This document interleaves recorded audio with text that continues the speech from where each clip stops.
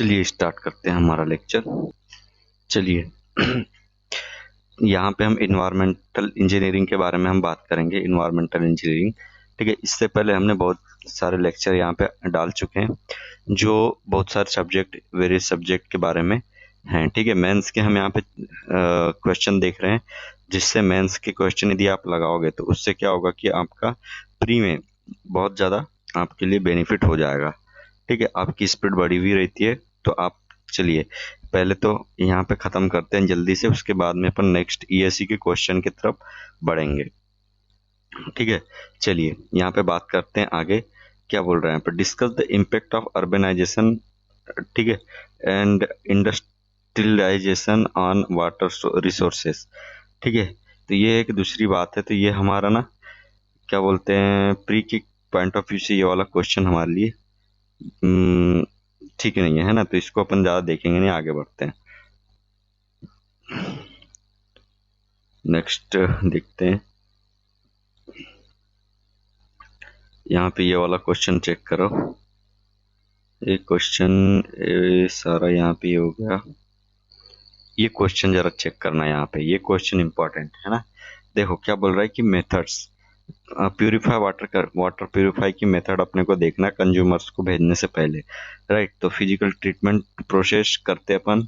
इसमें क्या है आपका कि here water is purified by employing various physical method. बहुत सारी मेथड होती है। तो यहाँ पे सबसे पहले स्क्रीनिंग करते हैं, सेडिमेंटेशन करते हैं, फिल्ट्रेशन करते हैं, ठीक है। स्क्रीनिंग में आप करते क्या हो? स्क्रीनिंग में सिंपल है, जो आपके थोड़े से बड़े वाले इम्प्योरिटीज होती है ना, बड़े साइज की इम्प्योरिटीज होती है, उसको अपन क्या कर लेते हैं स्क्रीनिंग में आउट कर देते हैं। सेडिमेंटेशन का मतलब क्या होता है कि in this process various impurities are allowed to settle, ठीक है। इसको सेडिमेंटेशन का मतलब है कि अपन इसको यहाँ पे सेडिमेंट करवाते हैं, ठीक है। सेडिमेंट मतलब कि ग्रेविटी के थ्रू आपका जो पार्टिकल्स होते हैं उनको नीचे बैठाया जाता है, ठीक है। डेंसर पार्टिकल्स, देखो denser the particles is more efficient will be its remove, right? Thus water is allowed to move slowly through the sedimentation tank, so that sufficient time is there for gravitational settling of particles. बात समझ में आ रही कि यहाँ पे हम क्या करते हैं कि जो वेलोसिटी रहती है वाटर की, है ना, वाटर की वेलोसिटी जो रहती है उसे हम बहुत ही धीरे से क्या कर देते हैं, बहुत कम कर देते हैं, और वाटर धीरे धीरे मूव करता है। तो आपका जो आपके जो पार्टिकल्स होते हैं, पार्टिकल्स को टाइम मिल जाता है सेटल होने के लिए। तो ये इस तरीके से आपके बेड में जाके सेटल हो जाता है, ठीक है, इस तरीके से। फिर आगे बहुत सारी फिर फिल्ट्रेशन वगैरह करते हैं। तो फिल्ट्रेशन में आपका क्या होता है, here water is allowed to pass through a medium which entraps the fine impurities present in water, ठीक है। डिस्चार्जेस क्लीन वाटर, ठीक है। The amount of impurities removed depends on the type of filter medium used, right. देखो क्या होता है कि आपका फिल्टर में जो बहुत ही छोटे आपके पार्टिकल्स होते हैं जो हमको दिखते नहीं है ना, उसे हम क्या करते हैं यहाँ से पास करवाते हैं, राइट। फिर केमिकल ट्रीटमेंट प्रोसेस करते हैं। केमिकल ट्रीटमेंट प्रोसेस में अपन क्या करते हैं, देखो यहाँ पे क्या बोल रहा है, chemical reaction is bought about and amount of filtration depends on the size and nature of impurities, right. Coagulation and flocculation आपका एक प्रोसेस होती है। उसमें हम क्या करते हैं कि जो पार्टिकल्स होते हैं, राइट, पार्टिकल्स जो होते हैं उसको देखो sometimes the size of impurities is so small that it is difficult to have gravitational settling, ठीक है। ठीक है। उसके बाद में क्या बोल रहा है, for settling of such impurities, ठीक है। Flocs are generated by addition of coagulants which traps, ठीक है। कोएगुलेंट्स वगैरह अपन यूज करते हैं किसके लिए, आपका ग्रेविटी और आपका जो पार्टिकल्स है उसकी ग्रेविटी को बढ़ाने के लिए। जैसे ग्रेविटी उसकी डेंसिटी बढ़ गई तो उससे आपका ग्रेविटी के थ्रू आपका नीचे वो सेटल कर जाएगा, ठीक है। फिर एक आयन एक्सचेंज मेथड होती है। तो आयन एक्सचेंज मेथड किसके लिए किया जाता है, it is method certain heavy ions current in water are replaced by light non hazardous ions, ठीक है। ये सारी चीज होगी। Very efficient method of water purification. देखो भाई तैयारी करना है जल्दी जल्दी। एसएससी जेई आ रहा है। देखो आपका अक्टूबर में पेपर होगा, उसके बाद में आपका मार्च में पेपर होने वाला है। तो इसमें तो भाई कम से कम आपको सिलेक्शन ले ही लेना है। ठीक है। अभी अभी वाला जो आपका एसएससी जेई है उसमें आप अच्छे से कर लो। ठीक है। यदि गलती से नहीं हो पाता है, ठीक है, गलती से नहीं हो पाता है तो गेट में अच्छे से कर लेना। और गेट में भी अच्छे से नहीं हो पाता तो मार्च में एसएससी जेई को छोड़ना ही मत किसी भी हाल पे। ठीक है, चलो आगे बढ़ते हैं जल्दी से। चलिए यहाँ पे क्या बोल रहा है, डिसइंफेक्शन, है ना।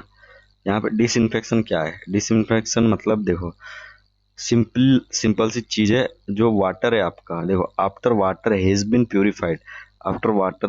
Purified and is ready for household supply.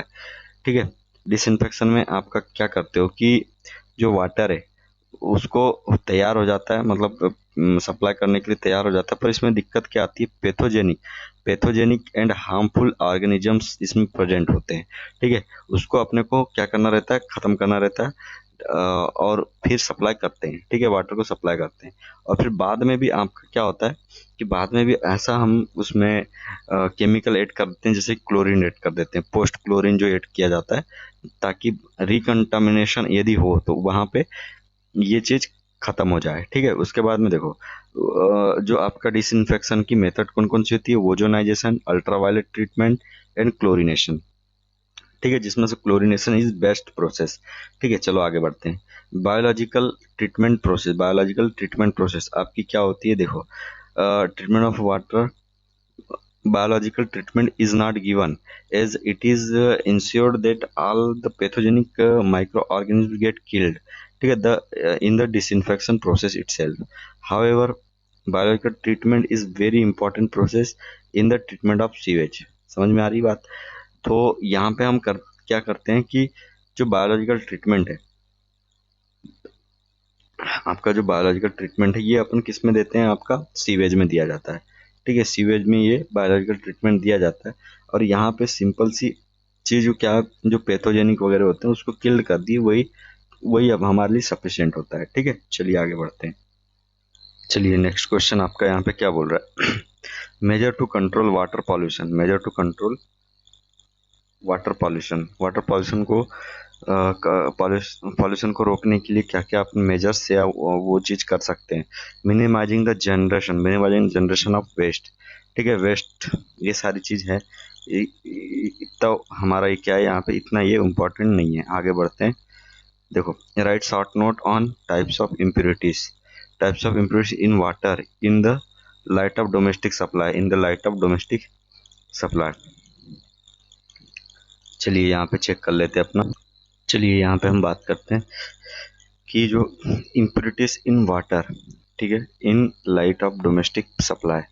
Impurities, तो इम्प्योरिटीज क्या क्या होती है, सस्पेंडेड सॉलिड। ठीक है, suspended solids, dissolve solids, total solids, fluoride, sodium chloride, nitrate, iron, pH, ठीक है, मैग्नीज, हेवी मेटल्स, ये सारी चीज है यहाँ पे। ठीक है, suspended solid, dissolve solid, suspended solid, dissolve solid, total solid, fluoride, ठीक है, फ्लोराइड, सोडियम, Na, फिर Cl आपका क्लोराइड, नाइट्रेट, ठीक है, NO3, ठीक है, नाइट्रेट NO3, फिर Fe एंड पीएच, Mn और हेवी मेटल्स। ठीक है, ये सारी चीज आपकी यहाँ पे प्रेजेंट होती है। तो सस्पेंडेड सॉलिड, इनकी ना आपको क्या याद रखना चाहिए, इनकी जो लिमिट होती है वो याद रखना है अपने को। ठीक है, तो डिजॉल्व सॉलिड वगैरह, ठीक है, ये सब ठीक है, ये भी है। टोटल सॉलिड आपका, टोटल सॉलिड में क्या बोला है, sum total dissolved and suspended solid it should not exceed 500 milligram per litre. ठीक है, it should not exceed 500 milligram per litre in domestic water supply. It should not exceed 500 milligram per litre. देखो, ये 500 milligram per litre, 500 milligram per litre से ज़्यादा नहीं होना चाहिए। Total solid कितना, 500 मिलीग्राम पर लीटर से ज़्यादा नहीं होना चाहिए।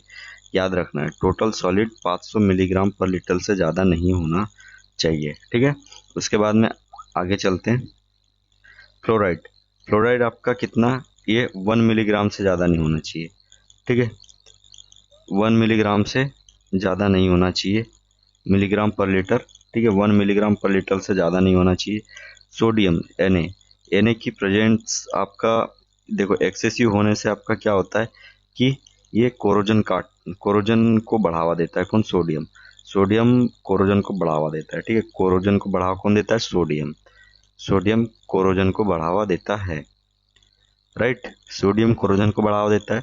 उसके बाद में यहाँ पे चेक करना, इट इंक्रीज क्लोराइड जो होता है, क्लोराइड जो होता है ये भी कोरोजिव की तरह एक्ट करता है आपका 250 मिलीग्राम पर लीटर। क्लोराइड आपका 250 मिलीग्राम पर लीटर होना। यदि क्लोराइड आपका 250 milligram per litre, total solid 500 milligram per litre, total solid जो होता है आपका 500 मिलीग्राम पर लीटर हो गया। ठीक है, क्लोराइड आपका 250 मिलीग्राम पर लीटर और फ्लोराइड आपका 1 मिलीग्राम। ठीक है, कोरोजन के लिए Na और Cl दोनों ही आपका कोरोजन के लिए रिस्पॉन्सिबल होते हैं। ठीक है, नाइट्रेट जो है आपका, नाइट्रेट जो होता है मेथोमैग्लेबिनिया, ये चीज़ होती है ब्लू बेबी डिसीज, आपको पता ही है। इसकी जो वैल्यू है 45 मिलीग्राम से ज़्यादा नहीं होना चाहिए, 45 मिलीग्राम पर लीटर से ज़्यादा नहीं होना चाहिए। NO3 45। ठीक है, NO3 45 मिलीग्राम पर लीटर, याद रखना है आपको। NO3 आपको 45 मिलीग्राम पर लीटर, Cl आपका 250 milligram per litre, total salt 500 milligram per litre. ठीक है, 45 मिलीग्राम पर लीटर, इसको ध्यान में रखना है। उसके बाद में चलो आयरन तो कितना, 0.3 milligram per litre, 0.3 milligram per litre ये। और उसके बाद में देखना पोर्टेबल पीएच की वैल्यू जो है, पीएच की वैल्यू कितनी रहना चाहिए, 6.5 टू 8.5 के बीच में, 6.5 टू 8.5 के बीच में पीएच की वैल्यू रहनी चाहिए। उसके बाद में हार्डनेस क्या है यहाँ पे, देखो it should not exceed 250 milligram per litre. Hardness जो है आपकी, जो हार्डनेस है यहाँ पे लिख देता हूँ, हार्डनेस 250 मिलीग्राम पर लीटर। ठीक है, 250 मिलीग्राम पर लीटर से ज़्यादा नहीं होना चाहिए हार्डनेस। हेवी मेटल्स वगैरह, हेवी मेटल्स जैसे कि क्या हो गया यहाँ पे, आर्सेनिक हो गया, कैडमियम हो गया, लेड हो गया एंड क्रोमियम हो गया, ये सारी चीज़ यहाँ पे नहीं होना चाहिए। ठीक है, चलिए आगे बढ़ते हैं। तो आपको सारी चीज़ यहाँ पे ध्यान रखनी चाहिए, इतनी चीज़ तो ध्यान ही रहना चाहिए, पूरी तरह याद हो जाना चाहिए इतनी चीज़। क्या? जो आपका टोटल सॉलिड है वो 500 मिलीग्राम पर लीटर से कम नहीं होना चाहिए। ठीक है, 500 मिलीग्राम पर लीटर से कम नहीं होना चाहिए टोटल सॉलिड। फिर आपका जो एफ मतलब कि फ्लोराइड है 1 मिलीग्राम पर लीटर। उसके बाद में Na, क्लोराइड जो है आपका 250 मिलीग्राम पर लीटर, क्लोराइड जो है आपका 250 milligram per litre. NO3 nitrate जो है आपका 45 milligram per litre, Fe 0.3 milligram per litre, Fe जो है आपका 0.3 मिलीग्राम पर लीटर। पीएच है आपका 6.5 से 8.5, पीएच जो वैल्यू है आपकी 6.5 से 8.5, राइट। ये चीज़ हो गया। चलिए आगे बढ़ते हैं। यहाँ पे फार्मूला देखना है ना, 5 डे अल्टीमेट बीओडी आपको निकालना है। 5 डे अल्टीमेट मतलब कि आपको 5 डे बीओडी निकालना रहता है, 5 डे बीओडी निकालना रहता है। तो इसके लिए फार्मूला आप कौन सा यूज़ करते हो, ये वाला। देखो ultimate BOD equals to L equals to L naught. ठीक है, L equals to L naught 1 minus E की पावर माइनस के टी। ये फार्मूला अपन यूज़ करते हैं यहाँ पे अल्टीमेट बीओडी निकालने के लिए। ठीक है, ये बहुत इंपॉर्टेंट है, वेरी इंपॉर्टेंट फार्मूला। ठीक है, इसी से अपन अल्टीमेट बीओडी निकालते हैं। ठीक है, rate of oxidation of waste, dl by d equals to minus k l. ये सारी चीज़ है, अपन इन्वायरमेंट करेंगे तो उसमें आपको पता चल जाएगा। तो फार्मूला पूछ लेगा आपका, है ना, सिंपली आपका फार्मूला क्वेश्चन प्री में फार्मूला पूछ लेगा तो वो अपने को ध्यान होना चाहिए, याद होना चाहिए। ये यहाँ पे चेक करना है ना, जो सीवेज की जो कैरेक्टरिस्टिक है ना, उसको यहाँ पे जैसे बोल देगा कि फिजिकल कैरेक्टरिस्टिक ऑफ सीवेज क्या क्या होती है ना। तो सबसे पहले ऑर्डर, ठीक है, ऑर्डर हो गया। ठीक है, फिर कलर हो गया आपका, एंड टर्बिडिटी हो गई, एंड टेम्परेचर हो गया। तो ऑर्डर होता है, जैसे order fresh sewage is almost odourless. जो फ्रेश सीवेज होता है उसका वो ऑर्डरलेस होता है, उसमें ऑर्डर नहीं आती है। ठीक है, but as a time elapse, कुछ टाइम बाद में क्या होता है कि it start to emit foul gases. ठीक है, due to decomposition of organic matter, there by making deficiency of oxygen. ठीक है, ऑक्सीजन होती नहीं है, इस वजह से क्या होता है वहाँ पे कि ऑर्डर वहाँ पे आने लगती है। ठीक है, कलर कलर कलर कितना क्या होता है इसका, येलोविश होता है, ठीक है। Due to further decomposition of organic matter this colour dark brown and black, ठीक है। ये चीज हो गई, ठीक है। चलो आगे बढ़ते हैं। टर्बिडिटी का मतलब क्या हो गया कि नॉर्मली सीवेज इज टर्बिड, टर्बाइड तो हो गई, ठीक है। कंटेंट फ्लोटिंग मैटर, ठीक है। स्टिक ग्रीसेस ऑयल पेपर्स पीसेस, ये सारी चीज हो गई। टेम्परेचर में आपका क्या होगा, टेम्परेचर में in general temperature of sewage is slightly higher than the fresh water, ठीक है। जो आपका टेम्परेचर है वो क्या होता है कि फ्रेश वाटर से थोड़ा सा हाई होता है ना, ठीक है। ये सारी चीज हो गई यहाँ पे। चलिए, क्या होता है इसमें डिजॉल्व ऑक्सीजन की कमी होने लगती है, सिंपल बात है। केमिकल कैरेक्टरिस्टिक देख लेते हैं। क्लोराइड कंटेंट जो होता है आपका सीवेज में, देखो normal chloride content in domestic sewage, देखिए डोमेस्टिक सीवेज में आपका नॉर्मल क्लोराइड कंटेंट कितना होता है, 120 milligram per litre, 120 milligram per litre आपका सीवेज कंटेंट में क्लोराइड होता है, याद रखना है, ठीक है। क्लोराइड आपका कितना होता है, 120 मिलीग्राम पर लीटर, ठीक है। 120 मिलीग्राम पर लीटर आपका क्लोराइड कंटेंट होता है। हाउएवर इंडस्ट्रियल वेस्ट में content higher amount of chloride, ठीक है। इंडस्ट्रियल वेस्ट में ज़्यादा होता है। पीएच की वैल्यू कितनी होती है यहाँ पे, देखो फ्रेश सीवेज इज एल्कलाइन, ठीक है।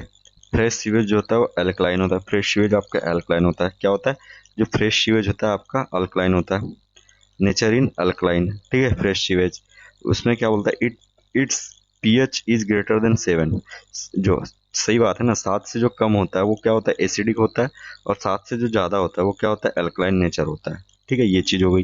नेक्स्ट बात करो, due to decomposition of sewage acids are produced which lower the pH of sewage, ठीक है। जैसे डिकम्पोज होगा वैसे वैसे एसिड बनना चालू हो जाएगा। चलो आगे बात करते हैं solid content.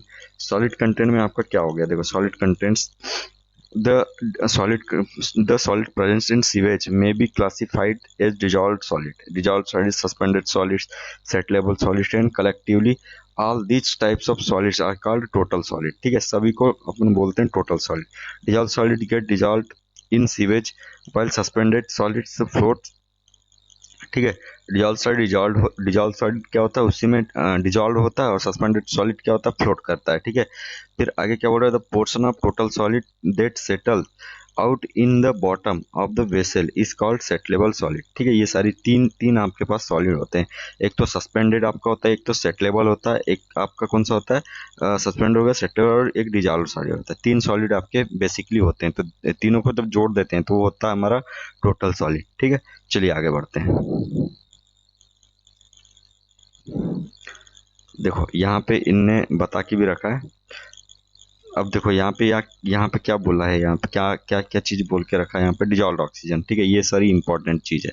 Dissolve oxygen question पूछ लेगा, डिजॉल्व ऑक्सीजन क्या होती है। डिजॉल्व ऑक्सीजन क्या होता है, in sewages must ensure that certain minimum amount of dissolved oxygen is always, ठीक है, sustain the aquatic life. Aquatic life उसमें देखो सीवेज में भी आपकी एक्वेटिक लाइफ होती है, क्योंकि वहाँ पे ऑर्गेनिक मैटर रहता है, ठीक है। ऑर्गेनिक मैटर रहता है, ऑर्गेनिक मैटर को खाने के लिए माइक्रो ऑर्गेनिजम्स रहते हैं, ठीक है। तो एक एक्वेटिक लाइफ यहाँ पर भी होती है। तो वहाँ पे आपका यदि ऑक्सीजन नहीं रहेगी, डिजॉल्व ऑक्सीजन नहीं रहेगी, तो ये सस्टेन नहीं करेंगे, ये मर जाएंगे। ये यदि खत्म हो गए तो आपका सीवेज डिकम्पोज नहीं हो पाएगा, ठीक है। Dissolve oxygen in the sewage goes on reducing, dissolved oxygen in the sewage goes on reducing due to decomposition of organic matter, सही बात है, ठीक है। डिकम्पोजिशन ऑर्गेनिक मैटर क्या होता है कि आप देखो भाई, जो खाना खाएगा है ना, जैसे ऑर्गेनिक मैटर को माइक्रो ऑर्गेनिजम्स खाएंगे, है ना, माइक्रो ऑर्गेनिजम्स खाएंगे तो क्या होगा कि भाई उनको कुछ तो ऑक्सीजन चाहिए, ऑक्सीजन धीरे धीरे करके क्या होगी, रिड्यूस होती है, ठीक है। चलिए आगे बढ़ते हैं। Treatment of sewage is not done, यदि वहाँ पे डिजॉल्व ऑक्सीजन प्रेजेंट नहीं रही तो ट्रीटमेंट आपका नहीं हो पाएगा, ठीक है। As temperature of the sewage increases, temperature बढ़ जाएगा, डीओ कंटेंट डिक्रीजेस हो जाता है, ठीक है। चलिए आगे बढ़ते हैं। केमिकल ऑक्सीजन सीओडी क्या होती है, chemical oxygen demand. Dissolve oxygen हो गया, केमिकल ऑक्सीजन डिमांड क्या होता है, बहुत इंपॉर्टेंट चीज है यहाँ पे। देखो, it is the amount of oxygen required to oxidize organic matter को ऑक्सीडाइज करने के लिए आपको एक ऑक्सीजन की अमाउंट चाहिए रहती है, प्रेजेंट इन सीवेज, ठीक है। This COD is determined in the laboratory by treating the given waste water ठीक है, sample with strong oxidising agent, strong oxidising agent अपन लेते हैं। ठीक है, वो कौन सा एजेंट रहता है आपका? सिंपली ये वाला एजेंट रहता है। कौन सा? देखो यहाँ पे ध्यान करना, के एम NO4, ठीक है, पोटेशियम परमैंगनेट, ठीक है, पोटेशियम परमैंगनेट, और K2Cr2O7, ठीक है। ये दो आपके, ऐसे अपन क्या करते हैं, एक ऑक्सीडाइजिंग एजेंट होते हैं, ऑक्सीडाइजिंग एजेंट, इसके थ्रू अपन लेबोरेटरी में इसका चेक करते हैं। ठीक है, केमिकल ऑक्सीजन डिमांड को। बायोकेमिकल ऑक्सीजन डिमांड क्या होती है? The organic matter present in sewage में भी बायोलॉजिकली एक्टिव, बायोलॉजिकली एक्टिव होते हैं, ठीक है, बायोडिग्रेडेबल, ठीक है, and biological inactive, non biodegradable. दो आपके बायोडिग्रेडेबल एंड नॉन बायोडिग्रेडेबल, ठीक है। BOD is the amount of oxygen required to oxidize the biological active, ठीक है, biological active biodegradable organic matter present in sewage, ठीक है। ऑक्सीजन की जरूरत होती है अपने को किसकी? बायोडिग्रेडेबल ऑर्गेनिक मैटर को डिकम्पोज करने के लिए, ठीक है। फिर नाइट्रोजन कंटेंट वगैरह की बात कर लेते हैं। Nitrogen is present in sewage indicate that it contains organic matter. यदि देखो नाइट्रोजन आपका प्रेजेंट है, बहुत इंपॉर्टेंट है, नाइट्रोजन यदि प्रेजेंट है तो आप ये समझ के चलो कि आपका सीवेज में ऑर्गेनिक मैटर, ठीक है, ऑर्गेनिक मैटर वहाँ पे है। यदि नाइट्रोजन नहीं है तो ऑर्गेनिक मैटर नहीं है, ऐसा समझ के चलो, ठीक है। Normally nitrogen is present in sewage in the form of free nitrogen, free nitrogen के फॉर्म में ये प्रेजेंट होता है। ऑर्गेनिक नाइट्रोजन, ठीक है, ऑर्गेनिक एल्बुमिनॉइड नाइट्रोजन जिसको बोला जाता है, ठीक है, नाइट्रेट्स एंड नाइट्रेट्स, ठीक है, नाइट्रेट्स एंड नाइट्रेट्स दोनों प्रेजेंट होते हैं। Ammonia indicates the very first stage of decomposition of organic matter. NH3 जो होता है ना, NH3 जो होता है वो प्रेजेंट करता है कि first decomposition of organic matter. Nitrates are intermediate stage of decomposition of organic matter, ठीक है। तो पहले हो गया आपका NH3, फिर हो गया नाइट्राइट्स, ठीक है, नाइट्राइट्स, और उसके बाद में नाइट्रेट, ठीक है, nitrate are the final end product of biological decomposition of organic matter. तो आपको यहाँ पे तीन चीज पता चल गई। देखो तीन चीज क्या क्या, जैसे कि एक हो गया आपका NH3, NH3 क्या है आपका? फर्स्ट फर्स्ट ऑर्गेनिक मैटर, ठीक है, फर्स्ट ऑर्गेनिक मैटर हो गया। दूसरा आपका क्या है? नाइट्रेट बोलते NO2, NO2 क्या हो गया आपका? ये सेकेंड सेकेंड आपका ऑर्गेनिक मैटर, और आपका NO3 हो गया आपका क्या? लास्ट एंड प्रोडक्ट हो गया, ठीक है। चलिए आगे बढ़ते हैं। चलिए बात करते हैं हमारा यहाँ पे फिर से एक क्वेश्चन बोल रहा है यहाँ पे BOD COD और TDS क्या होता है, इनके बारे में बताना है, ठीक है। तो BOD क्या होता है? देखो organic matter present in sewage of each two types, ठीक है, दो टाइप के आपके ऑर्गेनिक मैटर प्रेजेंट होते हैं। तो एक तो होता है बायोडिग्रेडेबल बायोलॉजिकली एक्टिव, और या फिर बायोडिग्रेडेबल ऑर्गेनिक मैटर, ठीक है, ये चीज होता है। चलिए यहाँ पे देखो टू टाइप्स के हो गए है ना, पहला ये हो गया। उसके बाद में देखो दूसरा होता है बायोडिग्रेडेबल बायोलॉजिकली इनएक्टिव और नॉन बायोडिग्रेडेबल ऑर्गेनिक मैटर, ठीक है। एक तो होता है बायोडिग्रेडेबल एंड नॉन बायोडिग्रेडेबल, ठीक है, दो प्रकार के ऑर्गेनिक मैटर होते हैं, ठीक है। चलो यहाँ पे देखते हैं। The amount of oxygen required for oxidation of biodegradable organic matter called biochemical oxygen, ठीक है, बायोकेमिकल ऑक्सीजन, राइट। डिमांड और BOD या बायोलॉजिकल ऑक्सीजन डिमांड। तो जो बायोडिग्रेडेबल मटेरियल ऑर्गेनिक मैटर होता है ना, उसको ऑक्सीडाइज करने के लिए आपको जरूरत होती है किसकी? ऑक्सीजन की। तो वही आपका कौन कौन सी ऑक्सीजन? केमिकल ऑक्सीजन डिमांड और बायोलॉजिकल ऑक्सीजन डिमांड की जरूरत होती है, ठीक है। COD केमिकल ऑक्सीजन डिमांड क्या होता है, इसके बारे में बात करते हैं। It is the amount of oxygen required for oxidation of both biological active and biological inactive organic matter, ठीक है। The amount of oxygen required for oxidation entire organic matter. The COD of a sewage sample is determined by oxidizing sample with a strong oxidizing agent, ठीक है। Oxidising agent आपका रहता है कौन सा? Potassium permanganate और पोटेशियम डाइक्रोमेट, ठीक है, पोटेशियम डाइक्रोमेट K2Cr2O7, ठीक है, ये चीज हो गया। TDS क्या होता है? टोटल डिजॉल्व सॉलिड, ठीक है, इसके बारे में बात करते हैं। On filtering a sample of water the suspended solid remain on the filter while the matter passing through the filter is considered to be dissolved, ठीक है। अब देखो यहाँ पे this dissolved matter left as residue on evaporation called total dissolved solid called dissolve solid, ठीक है। मतलब कि आपका क्या हो रहा है यहाँ पे, देखो सस्पेंडेड जो है वो तो आपके नहीं निकलेंगे, है ना, सस्पेंडेड आपके नहीं निकल पाएंगे ना। तो उसको अपन क्या करेंगे वहां पे, देखो उसको अपन क्या करेंगे, देखो यहाँ पे क्या बोल रहा है, on filtering of sample paper, sample paper से अपन sample of filtering of sample water, the suspended solid remain on the filter, ठीक है, while the matter matter passing through the filter is considered to be dissolve, जो वहां से पास कर गया वो आपका डिजॉल्व कहलाएगा, ठीक है। This dissolve metal left as residue on evaporation of, ठीक है। तो जो आपका डिजॉल्व वाला है उसको अपन क्या करेंगे, हीट करके वहां पे इवोपरेट हो जाएगा, ठीक है, वहां से निकल जाएगा। चलिए आगे बात करते हैं। अब यहाँ पे देखो BOD5 ऑक्सीजन डिमांड, देखो oxygen demand eight 5 degree 5 days, ठीक है, ऑक्सीजन डिमांड एट 5 डेज, ठीक है। उसमें हम निकालेंगे, कैसे निकालेंगे, ये वाला फार्मूला, बीओडी BOD5, ठीक है, BOD5 L0 1 - 10⁻⁻KT, ठीक है, K30 और यहाँ पे T, ठीक है, ये चीज हो गया। यहाँ से अपन इसको निकाल लेंगे, ये अपना यहाँ से ये फार्मूला आपको याद रखना है प्री के लिए। चलिए यहाँ पे क्या बोल रहा है, treatment of disposing of sewage, treatment of disposing sewage, ठीक है। इसके बाद में इसके बारे में अपन बात कर लेते हैं, ठीक है। Treatment of sewage by septic tank, treatment of sewage by septic tank, septic tank से कैसे सीवेज का ट्रीटमेंट किया जाता है उसके बारे में चेक करते हैं। Septic tank, the treatment of sewage is carried out anaerobic anaerobic, ठीक है, सेप्टिक टैंक में एनोरेबिक होता है, ठीक है, decomposition. Septic tank is a sort of sedimentation tank, ठीक है, sort of sedimentation tank with detention period ranging 12 hour to 36 hour, 12 hour to 36 hour आपका डिटेंशन पीरियड होता है, 12 आवर से 36 आवर के बीच में, ठीक है। The settled gets digested in the bottom of tank, ठीक है, anaerobic decomposition evolves so formed the digested the digested sludge at the bottom, the digested sludge at the bottom of the tank is removed periodically, usually in interval of 3 month 6 month, ठीक है। ये सारी चीज हो गई यहाँ पे, जो डाइजेस्टेड स्लरी उसको अपन रिमूव कर देते, कोई ज़्यादा इसमें होता नहीं है ना उतना। इसको जनरली आपका सेप्टिक टैंक यूज़ करते हैं गांव वगैरह में, ठीक है। Septic tank is required where there is no sewer system, ठीक है, सीवर सिस्टम नहीं है वहां पे अपन इस चीज का यूज करते हैं, ठीक है। चलिए आगे बढ़ते हैं, यहाँ पे एयर एंड साउंड पॉल्यूशन की बात कर लेते हैं, ठीक है। एयर एंड साउंड पॉल्यूशन बहुत सिंपल है, ज़्यादा क्वेश्चन पूछे नहीं है ना, फिर भी अपने को ध्यान देना है हर चीज़ में। साउंड एंड एयर पॉल्यूशन क्या होता है, एयर पॉल्यूशन तो आपको पता ही है।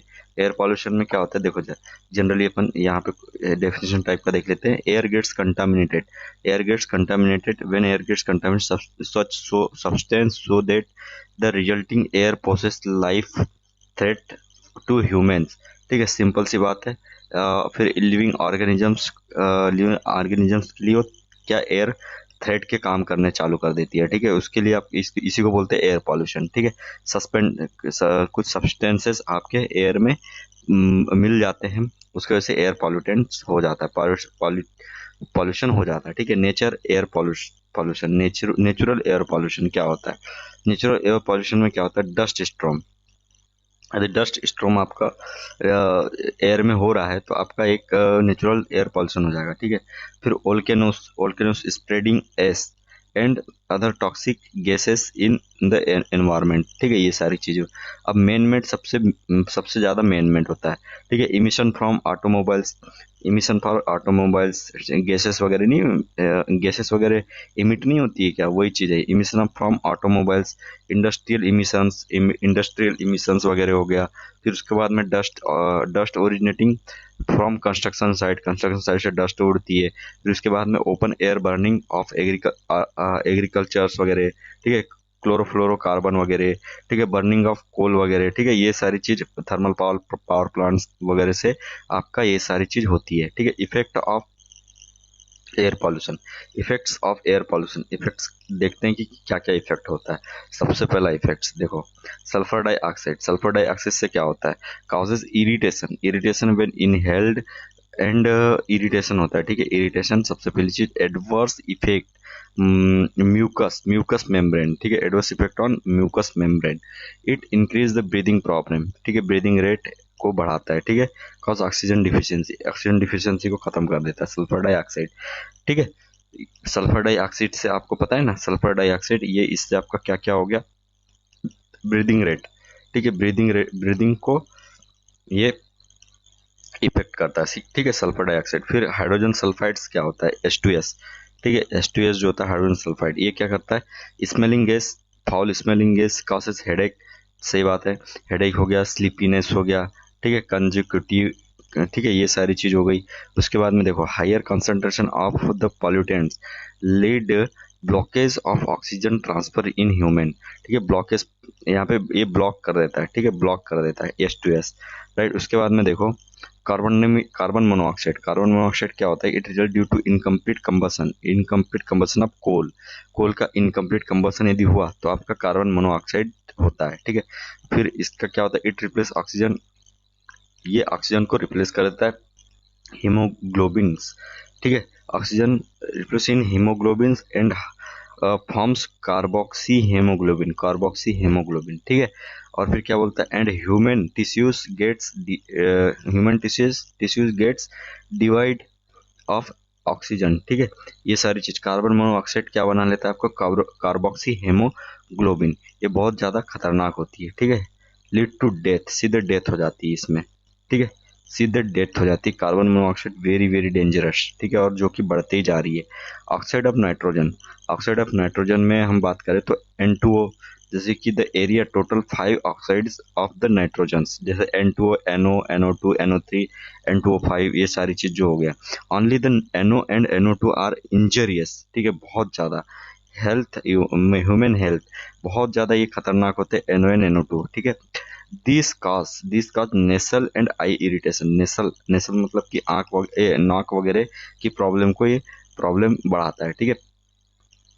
NO एंड NO2, ठीक है, ये दो बहुत ज्यादा हमारे लिए हार्मफुल माने जाते हैं, राइट। उसके बाद में है लेड, ठीक है। लेड जो होता है, lead causes irritation to mucus membrane of nose, throat and lungs को प्रॉब्लम करता है। लीड फेटल इफेक्ट्स गैस्ट्रोइंटेस्टाइल, ठीक है, मतलब कि जो आपका गैस्ट्रोइंटेस्टाइल होता है, ठीक है, उसको प्रॉब्लम करता है ये। किडनी वगैरह, लिवर वगैरह वगैरह को ये क्या करता है, यहाँ पे डैमेज करता है, कौन, लेड, ठीक है। उसके बाद फ्लोराइड्स आपको पता ही है, hydrogen fluorides and other fluorides का काज फ्लोरोसिस इन केटल में आपको ये सारी चीज प्रॉब्लम देखने को मिल जाएगी, ठीक है। Certain varieties of fluorides highly irritant and corrosive in nature, ठीक है। बेंजीन जो होता है, बेंजीन एंड अदर एम, ठीक है, क्या बोल रहा है, आर्मेटिक ऐसा कुछ है, ठीक है, कैंसर वगैरह, ठीक है। बेंजीन जो है कैंसर काजिंग कंपाउंड होता है, बेंजीन कैंसर काजिंग कंपाउंड होता है, ठीक है। ये चीज आपको ध्यान रखना है, बहुत ही यहाँ पे जरूरी था, ये तो बहुत जरूरी था, ठीक है। तो सबसे पहली चीज आपको सल्फर डाइऑक्साइड से आपको क्या होता है, म्यूकस मेम्ब्रेन में प्रॉब्लम आ जाती है। हाइड्रोजन सल्फाइड से आपका हेडेक वगैरह होता है, हाइड्रोजन से हेडेक, ऐसे याद रखो, हाइड्रोजन सल्फाइड H2S से हेडेक वगैरह होना चालू हो जाता है, ठीक है, ब्लॉक कर देता है। सल्फर डाइऑक्साइड से आपका म्यूकस मेम्ब्रेन वगैरह दिक्कत आ जाती है, ब्रीदिंग प्रॉब्लम आ जाती है। सल्फर डाइऑक्साइड से सल्फर डाइऑक्साइड से क्या होती है, ब्रीदिंग प्रॉब्लम आ जाती है। सल्फर डाइऑक्साइड से ब्रीदिंग प्रॉब्लम आती है, ठीक है। उसके बाद में कार्बन मोनोऑक्साइड से तो डेथ ही हो जाती है, सिंपल।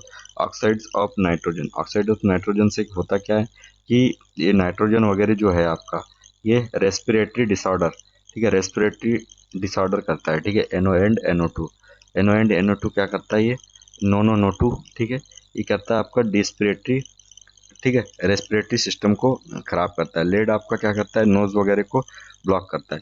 फ्लोराइड्स वगैरह क्या होता है, फ्लोराइड जो होता है आपका, ये केटल वगैरह में पाया जाता है। बेंजीन तो आपको पता है ये कैंसर काजिंग कंपाउंड है, ठीक है। ये सारी चीज आपको ध्यान रखना है, इससे क्वेश्चन पूछ लेता है, ठीक है। चलिए नेक्स्ट आगे बढ़ते हैं। तो यहाँ पे फाइनली आपका इन्वायरमेंट भी खत्म हो चुका है, ठीक है। इन्वायरमेंट भी ख़त्म हो चुका है, तो जल्दी से अपने को ख़त्म करना है, उसके बाद में हम आगे बढ़ेंगे, है ना। ईएस के क्वेश्चन अपने को कर लेना है, ठीक है, ईएस के क्वेश्चन पूरे निपटा ही देना है। ईएस के क्वेश्चन ख़त्म हो जाएंगे, उसके बाद में अपन देखते हैं नॉन टेक वगैरह की तरफ चलेंगे, ठीक है। तो हम ये वाला जो लेक्चर है, थ्योरी ऑफ स्ट्रक्चर का जो लेक्चर है, हम इसको नए सिरे से स्टार्ट करते हैं, ठीक है, नए लेक्चर से स्टार्ट करते हैं। तो अभी के लिए this is end of video. And finally आपको करना क्या है, इस बेल आइकन को दबाना है, ठीक है, चैनल को सब्सक्राइब करना है, वीडियो को लाइक करना है, शेयर करना है और कमेंट करना ना भूलिए। थैंक यू फॉर वॉचिंग, मिलते हैं नेक्स्ट लेक्चर में।